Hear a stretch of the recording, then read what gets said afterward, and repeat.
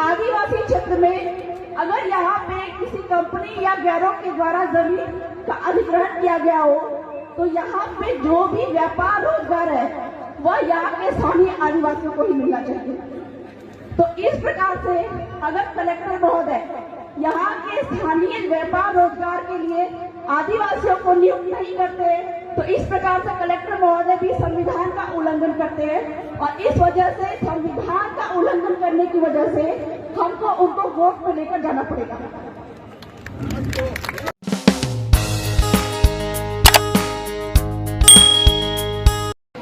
सबको जोहार, जय जवान, जय आदिवासी, जय भीम प्रदेश। यहाँ उपस्थित हमारे गणवीर और नर वीरांगनाओं को मैं बहुत बहुत जोहार करती हूँ। साथ ही यहाँ पे उपस्थित गांव के गमेती पंच पटेल और मेट कोतवाल को भी बहुत बहुत जोहार करना चाहूंगी। थोड़ा सा लगता है डिस्टर्ब कर रहा हूँ मैं। भाई जो खड़े हो आप इधर आ जाओ और जो आप लोग ऐसे आस पास बैठे हो थोड़ा आगे खिसको। ऐसे एक स्लोगन बहुत जोर शोर से चल रहा है कि बेनेश्वर की 80% जमीन जो है वो आदिवासियों के नाम पे होनी चाहिए। पर मेरा ये कहना है कि पूरे भारत भर की, ना सिर्फ बेनेश्वर की, पूरे भारत भर की 100% जमीन आदिवासियों का होना चाहिए। ये मैं नहीं कह रही हूँ, ये माननीय सुप्रीम कोर्ट का 5 जनवरी 2011 का जजमेंट कह रहा है कि 8% आदिवासी ही इस भारत के मूलवासी है, एबोरिजिन है। और ये 80% जमीन की जो बात हो रही है वो तो हम लेकर रहेंगे। कैसे लेकर रहेंगे? ये भारत का संविधान, इसके तहत हम अपनी जमीन लेकर रहेंगे। हम ये बोलते हैं कि जल जंगल जमीन हमारा है, पर कैसे? मैं आपसे पूछना चाहूंगी कि आदिवासियों का जल जंगल जमीन कैसे है? हम बोल तो देते हैं लेकिन हमको जल जंगल जमीन पे अधिकार जमाने के लिए किस तरह से लड़ाई लड़नी है ये हमको जानना पड़ेगा।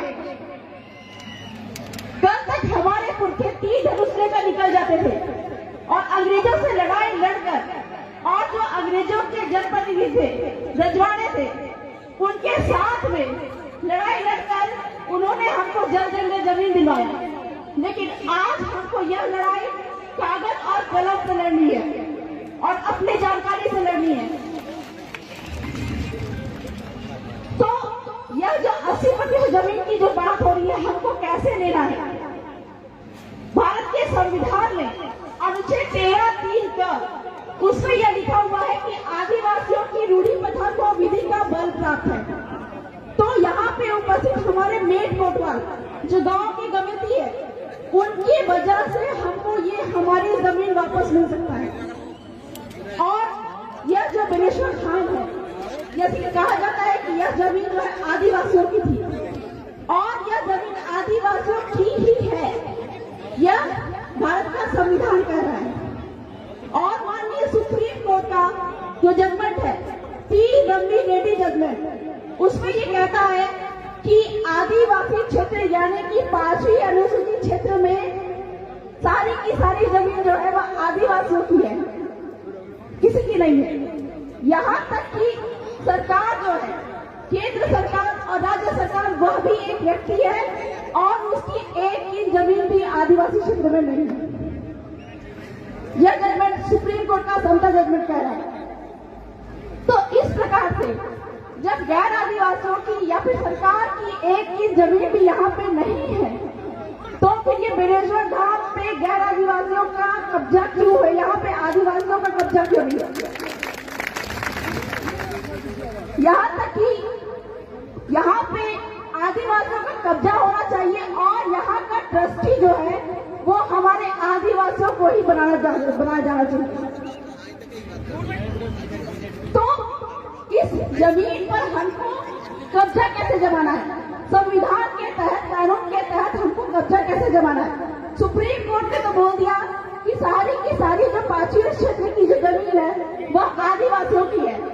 तो हमारे जो पटेल कमेटी है उनके द्वारा हम इस यहाँ के पूरे, मैं ये जानना चाहूंगी कि ये जो जमीन है बेनेश्वर की, यहाँ पर एक जो है हमारे पुरखे होते थे जिसको कहते हैं खून, उनके द्वारा यह पूरा का पूरा क्षेत्र बसाया गया होगा।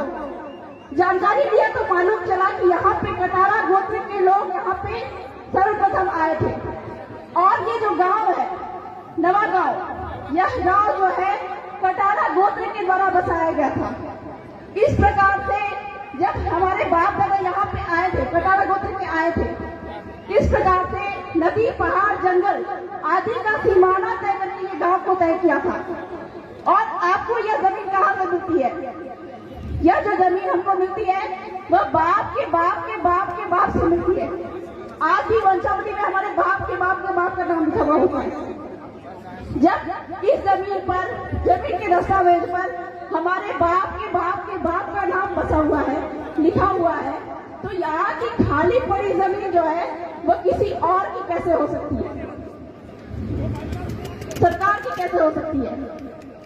जब पूरा का पूरा गांव हमारे बाप दादा ने बसाया है तो इस जमीन पे भी आदिवासियों का ही कब्जा होना चाहिए। और कलेक्टर महोदय बाध्य है कि इस जमीन का पट्टा आदिवासियों के नाम पर ही करेंगे। ये मैं नहीं बोल रही हूँ, आपके राजस्थान टेनेंसी एक्ट और राजस्थान लैंड रेवेन्यू कोड जो है वह बोल रहा है कि यदि गांव किसी अपनी गांव की जमीन को, ठीक है, इस गांव का भी सीमाना होगा, इस गांव की जमीन के अंदर में जो गांव मिलकर किसी को जमीन अगर देता है तो वो जमीन कलेक्टर महोदय उसका पट्टा उसको उपलब्ध कराएंगे। लेकिन हमारे जो कलेक्टर महोदय है वह संविधान कानून का उल्लंघन कर रहे हैं। तो इस प्रकार से आदिवासी समुदाय को संविधान के अनुच्छेद 13 का उपयोग करना आना पड़ेगा, क्योंकि आदिवासी आज जाग गए हैं। और इस प्रकार से संविधान का उपयोग करके हमको न सिर्फ 80% बल्कि 100 का 100% जमीन यहाँ पे हमको चाहिए। साथ ही साथ जो सुप्रीम कोर्ट का संता जजमेंट है वह क्या कहता है कि यदि सरकार भी यहाँ पे जमीन लेती है तो वह उसकी ट्रस्टी रहेगी। और हमारी मांग ये है, क्योंकि पूरा का पूरा जमीन जो है संविधान कानून के तहत ये पूरा का पूरा जमीन जो है वह आदिवासियों की है। तो इस प्रकार से बेनेश्वर धाम का ट्रस्टी यहाँ के मूल मालिक को ही बनाया जाना चाहिए, ताकि जितना भी रेवेन्यू है, जितना भी यहाँ पे कमाई है वह हमारे आदिवासियों को मिलना चाहिए।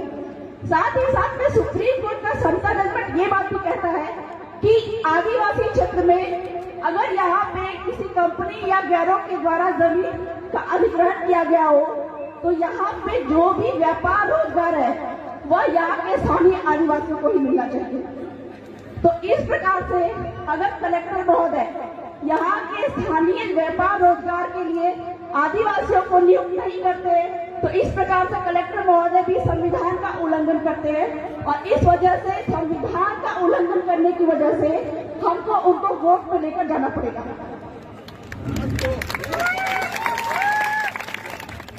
तो बहुत सारे वक्ता है, मैं बहुत ज्यादा तो नहीं बोलूंगी, बोलने के लिए तो बहुत सारी बातें हैं, संविधान की बातें हैं, कानून की बातें हैं, जिसके तहत आदिवासियों को अपने जल जंगल जमीन पे कैसे अधिकार प्राप्त हो सकता है, ये सब की जानकारी बिल्कुल हो सकती है लोगों को। लेकिन चूंकि वक्तागण बहुत है, इसीलिए मैं अंत में यही कहना चाहूंगी कि अपने हक अधिकारों को संविधान में लिखित जो कि हमारे बाप दादा ने हमको देकर रखा है, ठीक है, अंग्रेजों से रजवाड़ों से लड़ाई लड़कर हमको ये अधिकार दिलाया है, इस अधिकार को हर एक लोगों को जानने की आवश्यकता है, जिससे कि न सिर्फ 80% बेनेश्वर की जमीन बल्कि पूरे का पूरा भीड़ प्रदेश की 100% जमीन भी आदिवासियों के नाम पे हो जाए। जय जोहार, जय आदिवासी, जय भीड़ प्रदेश।